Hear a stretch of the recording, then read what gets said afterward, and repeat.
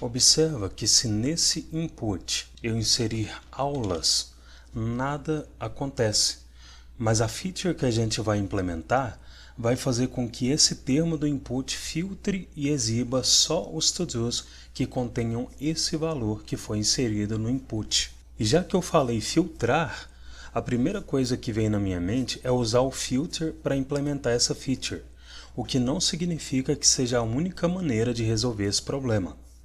Em JavaScript, existem várias e várias soluções para um único problema, e esse problema que a gente vai resolver agora é só um exemplo disso.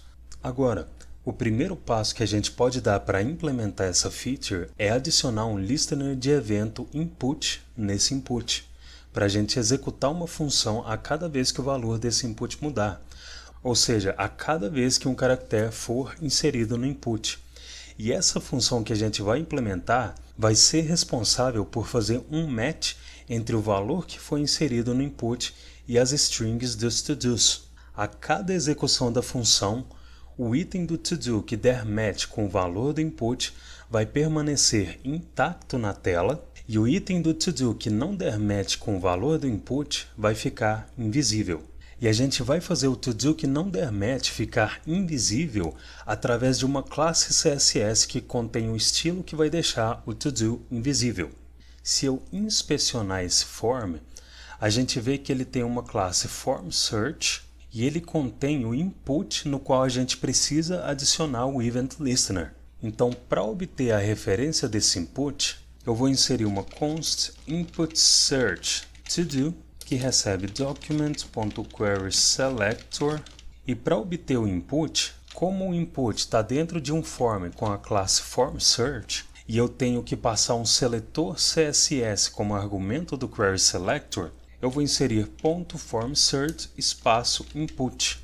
Então agora que a gente obteve a referência do input, lá embaixo, para inserir um listener de evento nesse input, eu vou inserir input_search_to_do.add event listener, que recebe o input como primeiro argumento, porque eu quero executar uma função a cada vez que o valor do input mudar, e como segundo argumento eu vou inserir a função que vai ser executada, e essa função tem um parâmetro event, que vai receber um objeto com informações do evento, e dentro dessa função, para testar se essa função está sendo executada a cada modificação no valor do input, eu vou inserir um console.log que vai obter o valor do input, então event.target, que é o próprio elemento no qual o evento foi encadeado, .value, que vai resultar no valor do input, .trim, que vai remover possíveis espaços em branco do início e do fim da string.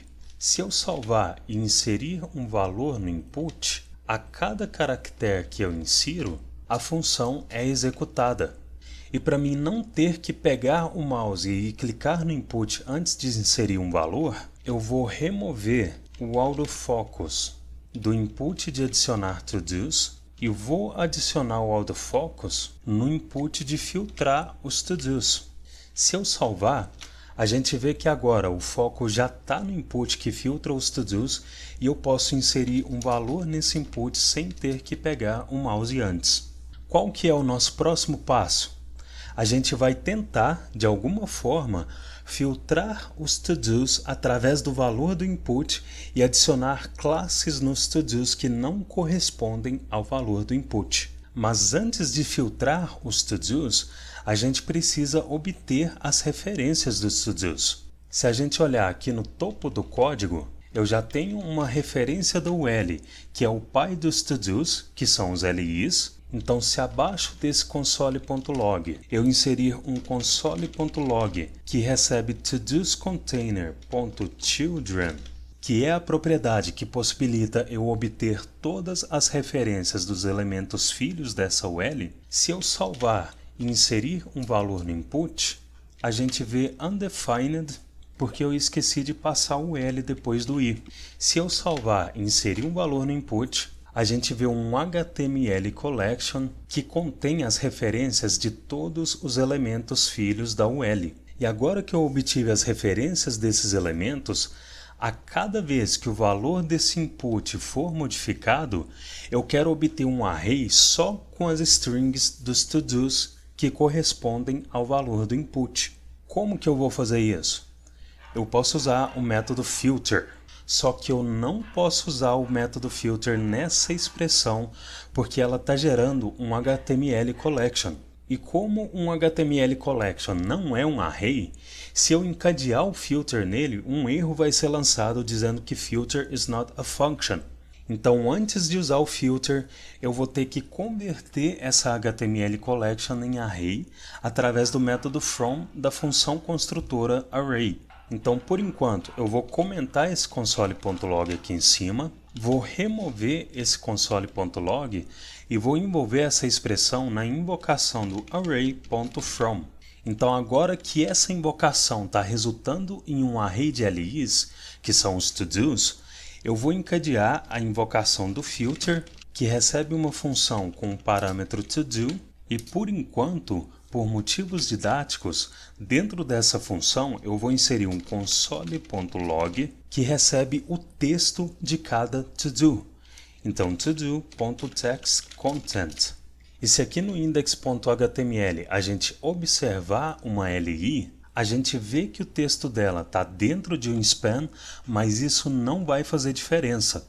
Mesmo que a gente tenha encadeado a text content na LI e não no span, como esse texto está dentro da LI, ele vai ser obtido pela text content. Vamos comprovar? Se eu salvar e inserir um valor no input, a gente vê a string de cada to-do dentro da UL. Agora, o meu próximo passo é exibir no console um boolean que indica se o valor que eu inseri no input existe em alguma dessas LIs. Como que eu vou fazer isso? Observa que se aqui no console eu inserir uma string JavaScript, se nessa string eu encadear um includes que recebe w como argumento, ele retorna false porque não existe um w nessa string. Mas se eu passar um s como argumento, ele retorna true porque essa string contém um s. Ou seja, se nesse text content eu encadear o includes e passar como argumento o valor do input, eu vou obter um boolean indicando se a string do to-do contém o valor inserido no input. Então, para inserir o valor do input, que é essa expressão, eu vou substituir esse comentário por uma const input value, que recebe a expressão que resulta no valor do input, e eu vou inserir a input value como argumento do includes. Se eu salvar e inserir w no input, a gente vê false exibido 3 vezes, porque nenhuma dessas 3 strings contém um caractere w, mas se eu substituir o w por um A minúsculo, a gente vê true exibido 3 vezes no console, porque as strings desses 3 to-dos contêm A minúsculo. Qual que é o nosso próximo passo? Ao invés de exibir um boolean no console, eu quero exibir as LIs que contêm o valor que foi inserido no input.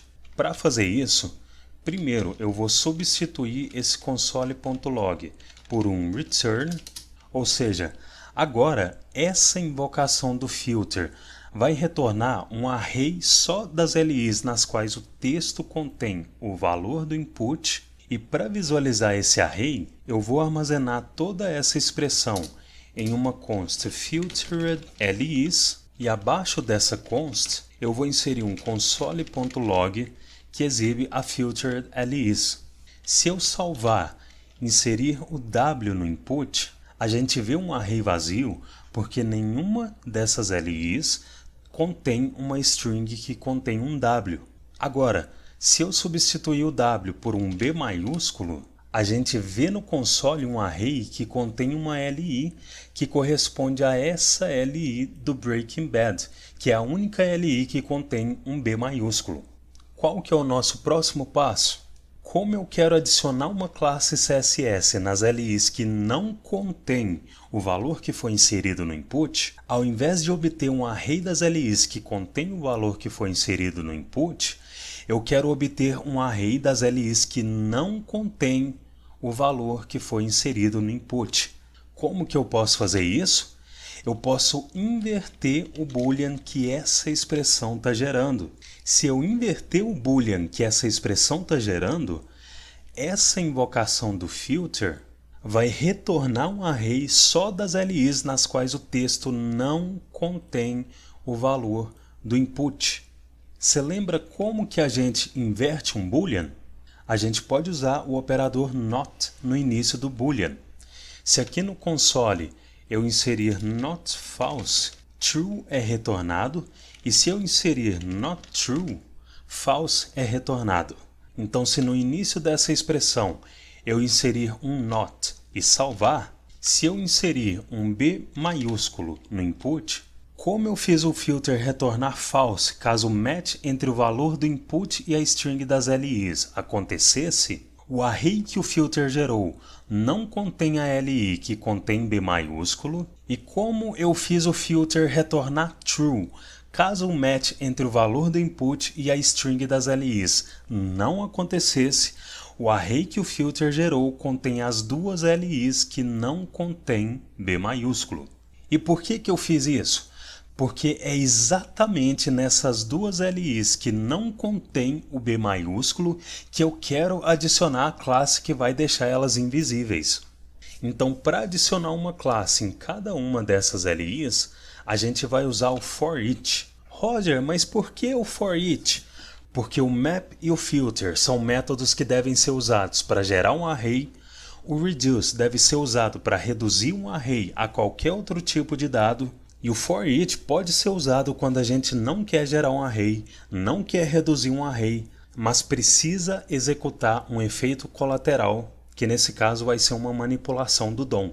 Então, como agora, ao invés de exibir as LIs no console, a gente quer inserir uma classe nas LIs, eu vou remover esse console.log daqui, vou remover essa const filtered LIs, vou quebrar a invocação do filter para a linha abaixo, vou remover essas chaves e vou remover o return para usar o return implícito da arrow function, e nesse array que o array.from está gerando, eu vou encadear um for each que recebe uma função com o parâmetro todo, que representa cada LI do array, e dentro dessa função, para adicionar uma classe CSS em cada LI que deve ficar invisível, eu vou inserir todo.classList.add, que recebe uma classe que a gente vai criar daqui a pouco, chamada hidden. Então, resumindo, essa expressão está gerando um array com as LIs que não correspondem ao valor do input, e através do for-each, cada uma dessas LIs vai receber a classe hidden. Se eu salvar, inspecionar essa UL para visualizar as LIs e inserir B maiúsculo no input, observa que as duas LIs que não contêm um B maiúsculo receberam a classe hidden, e a LI que contém o B minúsculo não recebeu a classe hidden. Então agora, a cada modificação no valor do input, a classe hidden está sendo adicionada nas LIs que não correspondem ao valor do input, e para criar a classe hidden para que as LIs realmente fiquem invisíveis, eu vou inserir .hidden, que vai receber um display none, e se eu salvar, pressionar F5 para que a página seja recarregada e inserir um B maiúsculo no input, a gente vê que a classe hidden foi adicionada nas duas LIs que não contêm B maiúsculo, mas elas continuam visíveis. Se eu selecionar alguma dessas LIs com a classe hidden e aqui na aba Styles inserir display, que tem um L aqui, a gente vê que o display da classe hidden foi sobrescrito por esse display da classe deflex, que é uma classe padrão do Bootstrap. Então, para resolver isso, a gente vai usar um important? Não. Antes de adicionar a classe hidden nas LIs, eu posso remover a classe deflex. Então, acima desse add, eu vou inserir todo.classList.remove, que recebe d-flex. Se eu salvar, Se eu inserir um B maiúsculo no input, a gente vê que as LIs que não têm um B maiúsculos não foram renderizadas na UL, e a gente vê que a classe Deflex foi removida das LIs que não dão match com o input. A classe Hidden foi adicionada nessas LIs que não dão match com o input, e elas receberam um display none. Só que observa que se eu remover o B do input, como as LIs ainda estão com a classe Hidden e continuam sem a classe Deflex, elas continuam não sendo renderizadas. E não é isso que eu quero. Eu quero que, se o valor do input mudar, as LIs que precisam ser renderizadas sejam de fato renderizadas. E para fazer isso, eu posso duplicar toda essa expressão que insere as classes nas LIs, e a cada vez que o valor do input mudar, se a LI contém o valor do input, ou seja, se eu remover o not daqui e essa expressão resultar em true, significa que a LI contém o valor do input, então eu vou remover a classe hidden dessa LI e vou adicionar a classe deflex nela. Se eu salvar e inserir B maiúsculo no input, a gente vê que as LIs que não têm um B maiúsculo não foram renderizadas na UL. Se eu remover o B do input, as LIs que não eram renderizadas recebem a classe Deflex, têm a classe Hidden removida e agora são renderizadas. Se eu inserir um A minúsculo, como todas as LIs contêm um A minúsculo, todas são renderizadas. E se depois do A eu inserir um U minúsculo, só a LI que contém um A seguido de um U é renderizada. Essa é só uma entre as várias soluções para se fazer uma filtragem em uma UL. Agora, observa que se eu inserir aulas com A maiúsculo no input, como a string aulas da segunda LI está com o A minúsculo, o match entre o valor do input e a string da LI não aconteceu. Como que a gente pode resolver isso? Antes de tentar dar um match entre as strings, a gente pode converter as duas strings para que elas fiquem ou com todas as letras minúsculas ou com todas as letras maiúsculas. Então, para fazer com que essa const input value receba o valor do input com todas as letras minúsculas, na invocação do trim, eu vou encadear um to lowercase. E como eu sei que essa expressão todo.textContent resulta na string da LI, eu vou encadear nelas um to lowercase. Se eu salvar e inserir A maiúsculo no input, como agora não importa se o A inserido no input é maiúsculo ou minúsculo, e como todas as LIs têm um caractere A, todas as LIs foram renderizadas. E se em seguida do A eu inserir um U minúsculo, mesmo que o A e o U dessa LI sejam minúsculos, o match acontece e só a LI que contém um A seguido do U é renderizada. E agora a gente pode cuidar desse último Event Listener que exibe os to-dos que deram um match com o valor do input e esconde os que não deram.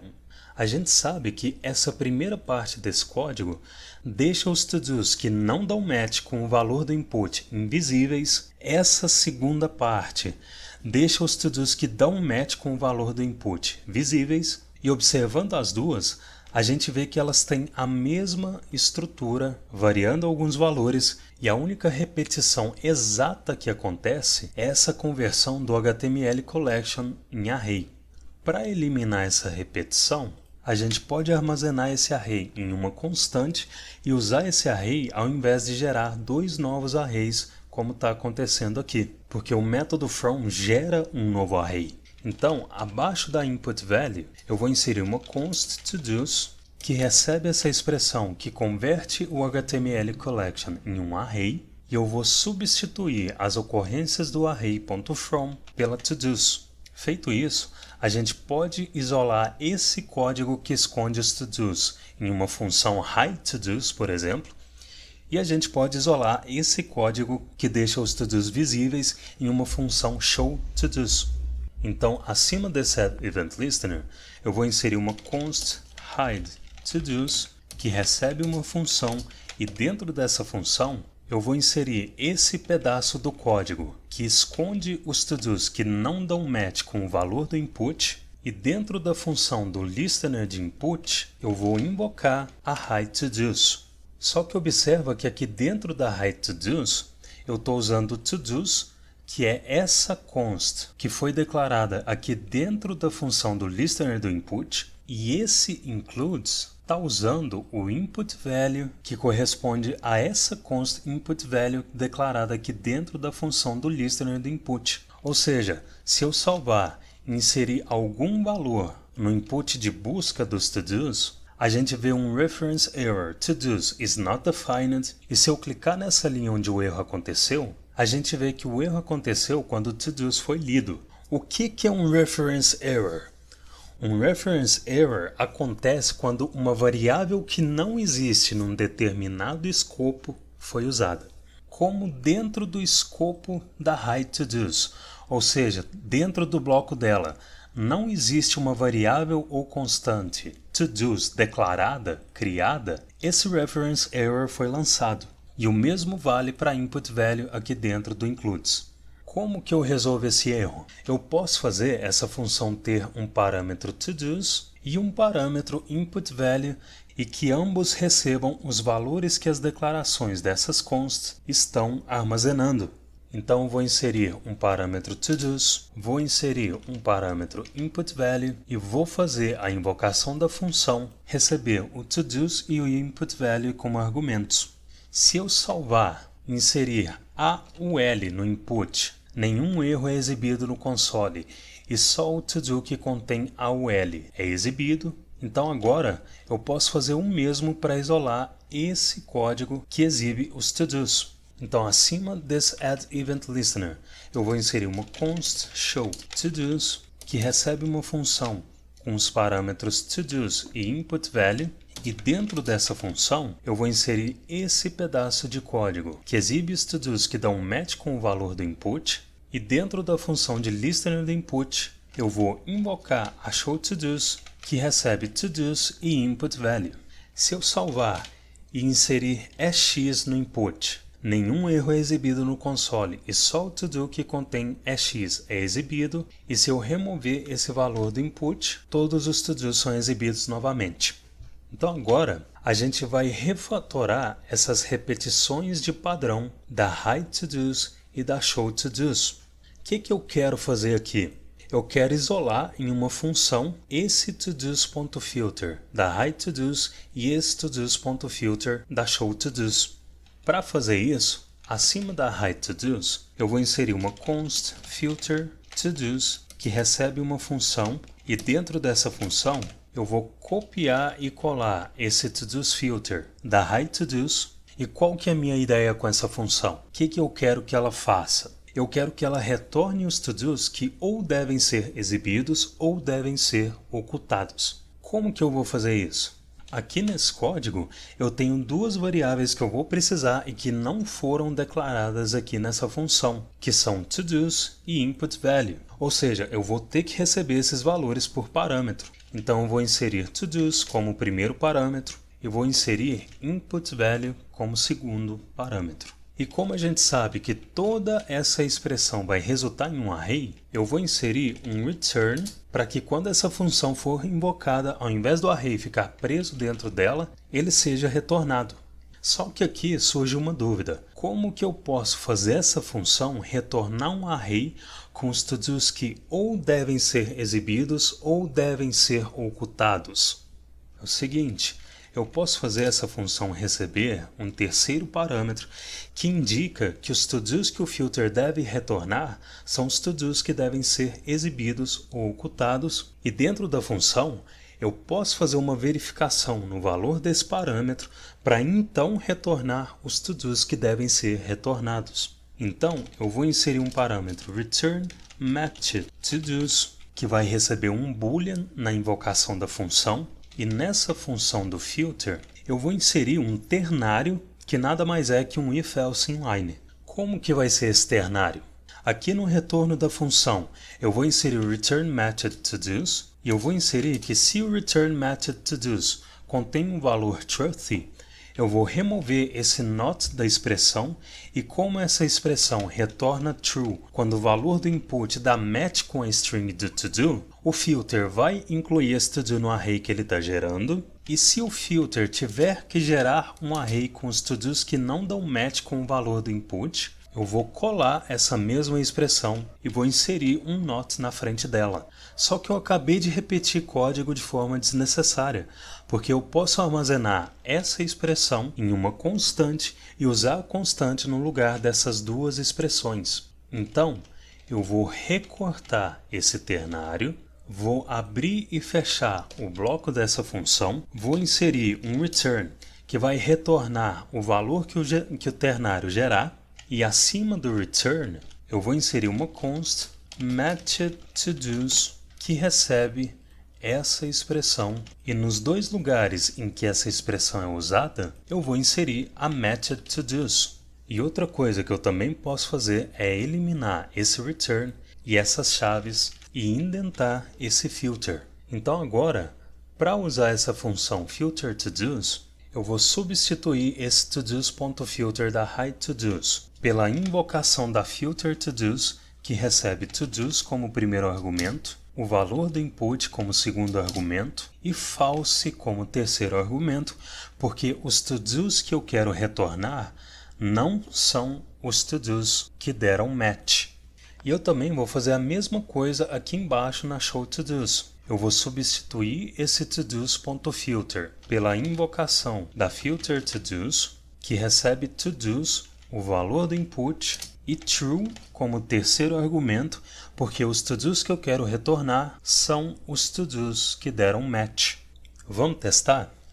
Primeiro, eu vou adicionar um novo to-do alô, e se nesse input de busca eu inserir A, como todos os to-dos contêm a letra A, todos os to-dos continuam sendo exibidos, e se eu adicionar U, só o to-do que contém um A seguido de um U é exibido, então o refactoring do filter não quebrou a aplicação. Agora observa que a hideTodos e a showTodos têm esses for each que também têm a mesma estrutura e só mudam esses dois valores dos métodos remove e add. Então, a gente pode criar uma função que encapsula esse for each e recebe as classes que vão ser manipuladas. Então, aqui acima da hideTodos, eu vou inserir uma const manipulate classes que recebe uma função, e dentro dessa função eu vou inserir esse for each, e a gente já vê que o VS Code sinaliza que tem um erro aqui no ponto do for each. Que erro é esse?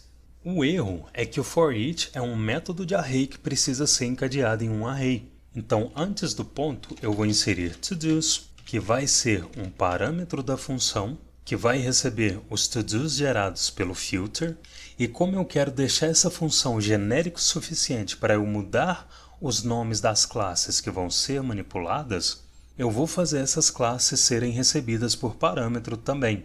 Então, eu vou inserir um parâmetro class to add, um parâmetro class to remove, e eu vou inserir esses parâmetros no lugar desses nomes das classes.